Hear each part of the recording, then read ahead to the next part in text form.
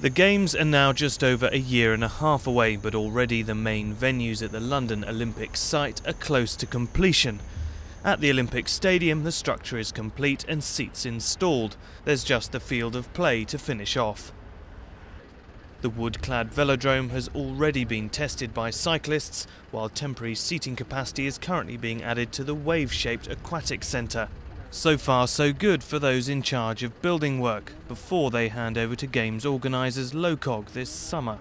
We are on time and on budget, so we will hand over to LOCOG in the summer, but of course the job is not done. There is a huge amount of small work, the test events and all of that sort of pre-planning before we get to that day. That day being the 27th of July 2012. But before then, the transformation of what is now a massive building site and former contaminated industrial land into a giant park will have to be completed.